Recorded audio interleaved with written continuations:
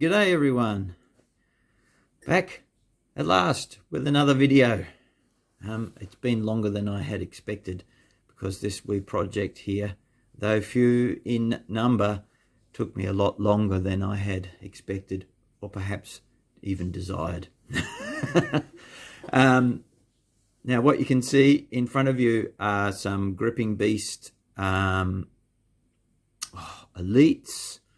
Dark Age Irish elites for Saga, and some characters, obviously a bunch of banner bearers, and they involved a lot of work, more work than I had anticipated, and a few wee problems along the way, which I had to overcome. So what we've got some guys on foot. These are all these miniatures, to my best of my understanding, are from Gripping Beast. So got some guys on foot in the front here, some sort of Hearthguard types, and yeah, they've all got male shirts on, with a variety of hand weapons. So we've got a couple of guys with swords and a couple with axes.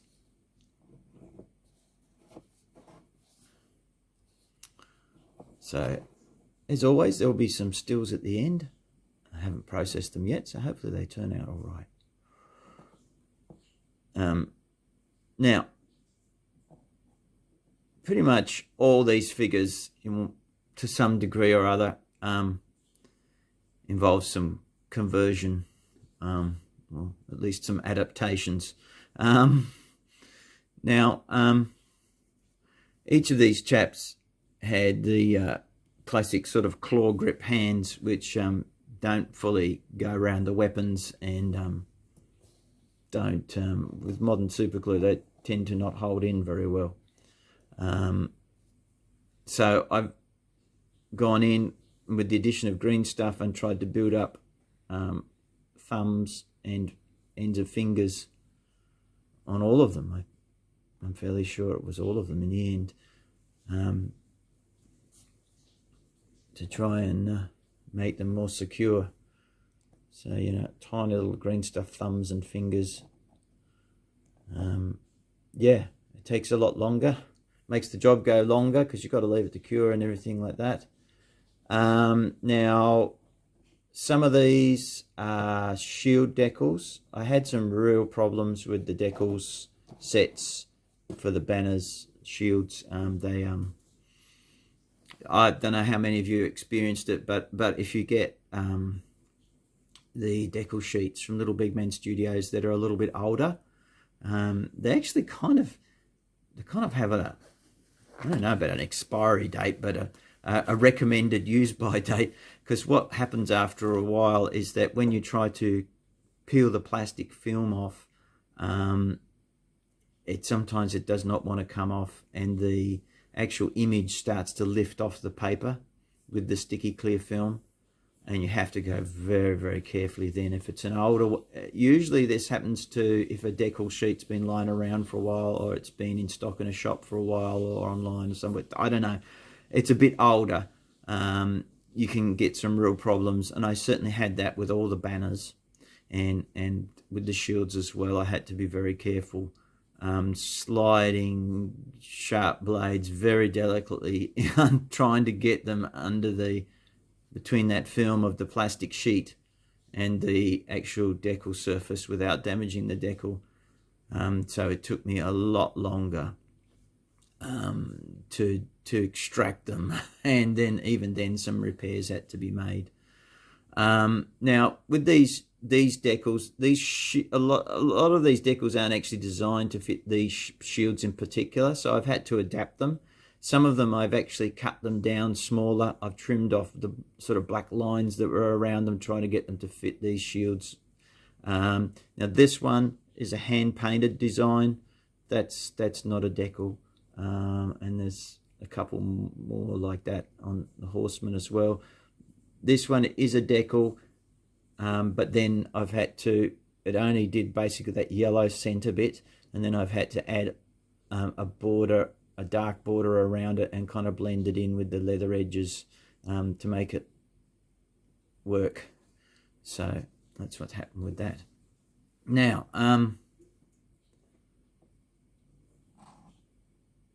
so the basing on these is to fit in with some that I've done on a previous project.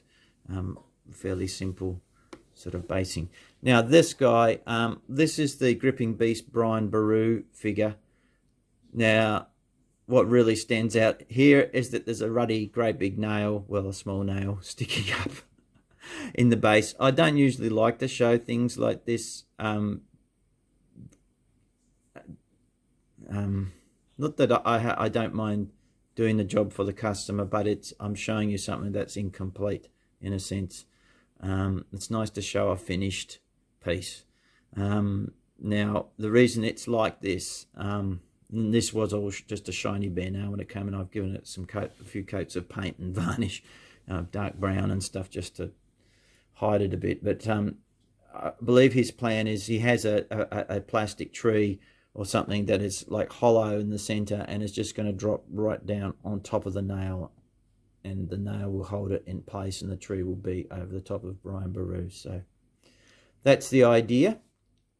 So here he is sitting on his rock, and the customer gave me this sort of resin base to have him on, sitting on this rock, and some broken hand weapons on there, and a shield that I could put on there. So I thought, oh well, I'd use one of the quite fancy decals. This decal did fit, and just sort of lean it against him as if that's perhaps his official shield or something like that. It looks quite highly decorative.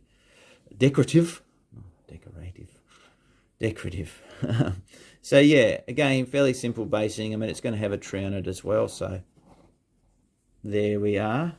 We've got there's some subtle sort of crisscross and an attempt at very fine knotworky type patterns on the hem of his jacket there, his garment. Now I'll just put them to one side, and I'll bring these other horsemen forward.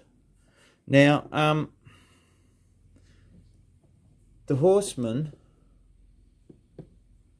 I'm just going to pause the video here and cut back to it directly, because delivery van's just pulled up outside. Back soon. Okay, that's all sorted. Now these guys, in fact, actually all the standard bearers in this group were not designed to be standard bearers. My customer sent me the figures and asked me to make them into standard bearers. So each of them had to have various forms of manipulation to their arms or hands to get them into a correct position to hold a flag, and he chose which ones to go with which figure, etc. Now this guy here, that's a shield decal that fitted on there. So I've painted this figure before because he also, perhaps that pops up in some of the Welsh warbands as well. Yeah, so quite pleased with how that turned out. Yeah, and then this chappy here, now that's a hand-painted shield design, and then it's got this little banner. I'll swing him around. He's quite an interesting character. I don't think I've painted him before. He's got quite a prominent nose. Interesting sculpt. So yeah, he had to, his arm was originally bent down at a rather different angle, so I had to kind of, thankfully it didn't snap, but I managed to bend it up enough to get it so that it would work, and sort of twisting the hand without it breaking the metal and stuff. I did put some green stuff in the end to try and give him a bit more of a thumb to grip the pole. Yeah. So that was those two. Now there's this chappy here. Again, that's a hand-painted shield design. And another light-coloured horse with a huge banner. Like I said, the banners gave me a lot of trouble. So there's actually, because of the delamination, sort of some of it, some of this is like patched up with paint, touched up, and as well as I always do the edges as well, because they just, otherwise they stay white. But yeah, there was some marks and things that I've tried to hide it with paint, and once you've got the varnish on, it all ties together fairly well.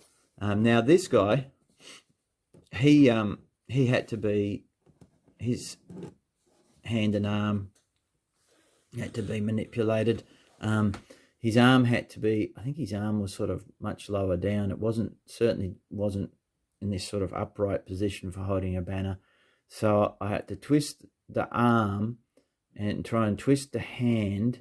I think the original hand was twisted around to carry a spear at like this level, like on the horizontal. So in the end, it just wouldn't twist. It broke off. The hand broke off. It was a wreck. So what I had to do in the end is I took a plastic hand from some spares I had, and cut it off another arm, and very, very gingerly managed to drill a hole through it, and up and down right through, and so it's actually quite well, it's a better sculpt because it's from a hard plastic figure set. And then I had to drill another hole coming in very carefully from this way, managed to get a little stub of paperclip into the end of it, and then drilled into there, and then that left me, I had to build up the sleeve again with green stuff, which kind of helped us anchor the hand a bit better, as well as the super glue and the pin. So to rebuild the sleeve. So there was a bit of finagling with that. So I guess sometimes when some people ask you to do things, they don't realise sometimes that this can actually be quite a bit of extra faff involved. I mean, it's okay if I know, and I can charge for it. But it's a fine looking banner, and I'm really pleased. It's a nice looking face as well, and the sculpt I like it. It's got plenty of character, and I'm happy with how that turned out. And this is the last two that he asked me to put together on a command stand. So we've got this chap again. That's a hand painted shield design. I don't think I had to do much. Actually, this is one hand I don't think I had to do much of anything with. I think because I was able to get you're able to get 2 anchor points, not only in the hand itself. Sorry, my hand in the way. Not on the hand itself, but you can actually put a little bit of glue so it's sort of resting against his cloak, so it gives you 2 points.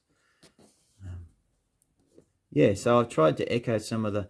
Now this flag is actually from a Welsh set, a Little Big Man Studio Welsh banner set.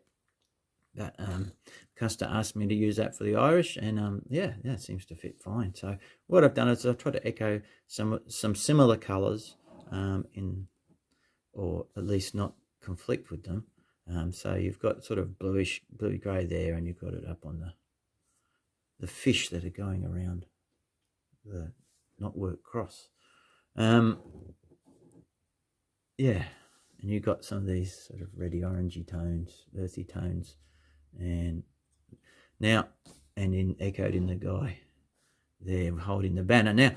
Now these are the work of two different sculptors. You can probably see this guy's a lot bigger. I mean, he could be like you could say, oh, he's a giant, because this guy in stature, even though he's on a horse, he's a lot smaller in build and everything like that. This is a chunky figure by comparison with this. Yeah, now this guy, he's got green stuff in underneath him just to give him a better hold of that hand axe in that hand. But the biggest work was this arm. This hand was going at a completely different direction. Wasn't vertical at all. So what I had to do, I tried to manipulate the arm. But in the end, I had to cut the arm actually off there, which left a gap. So I had to pin this part of the arm back to that part of the arm, left a gap, and I had to sculpt in part of the arm again to make it whole. So yeah, and a little bit of extra thumb sculpted on there, so, and fingers, give it a better grip. So yeah, I'm pleased with how that conversion's turned out. So, and it's a nice banner. As I say, similar, lots of difficulties as well getting these off the backing. So, and little touch-ups that needed to be done. Whew, so I'm really glad it's done. Yeah, my next project is going to be something a lot different. So yeah, I will come back to Dark Age stuff later, but I'm not in a hurry right now. Yeah, I've got some, what have I got? I've got some cool pulp figures and like lots of really cool North Star character type figures coming up. So all on foot, and they should be a really cool, fun project. And then I do have there's more ancients as well. I think I've got I haven't opened the box yet to check it out or anything, but I think there's another elephant, Carthaginian type stuff again, but I think it's a plastic elephant. Unlike previously I did a resin one, which needed a lot of finagling as well with green stuff and things. But yeah, this hopefully it'll go to work together well. But I think, yeah, next, yeah, the North Star character figures.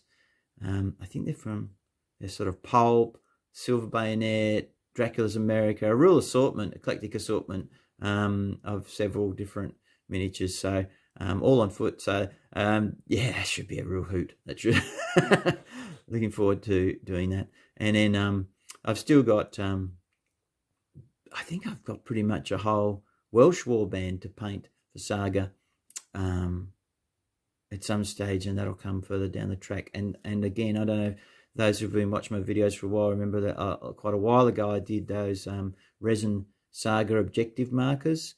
I've got I will have another set of those to paint, and they can take quite a lot of time to do because they're just full of all little intricacies and yeah, little mini dioramas on a base with all sorts of things going on in them.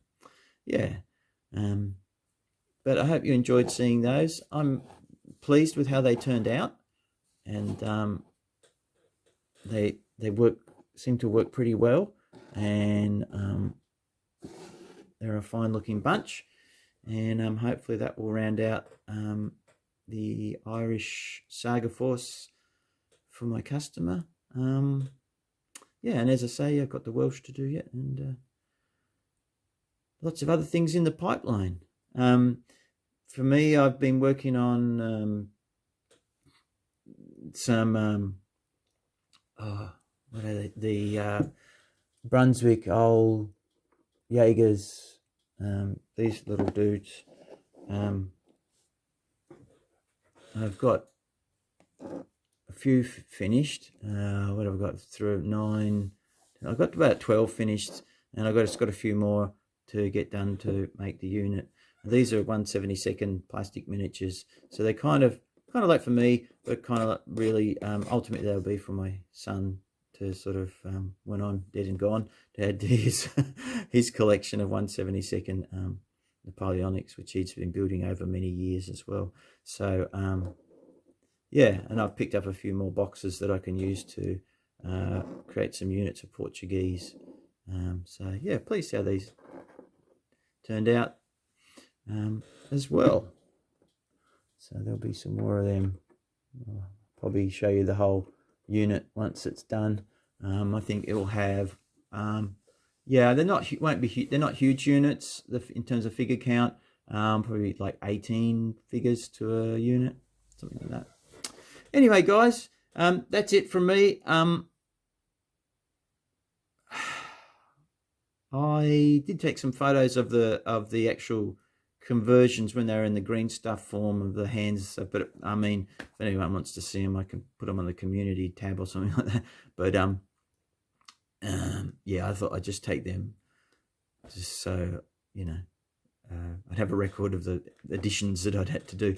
But yeah, I hope you enjoy seeing those. Hopefully the stills will work out all right. I'll go and process them now and everything, and I hope you enjoyed the video. And thank you very much for watching. As always, if you've got any questions about how I did things or what paints I used or whatever, I'm happy to try and answer. I might not always remember what I did, but I will do my best to try and answer everyone's comments and questions and stuff. I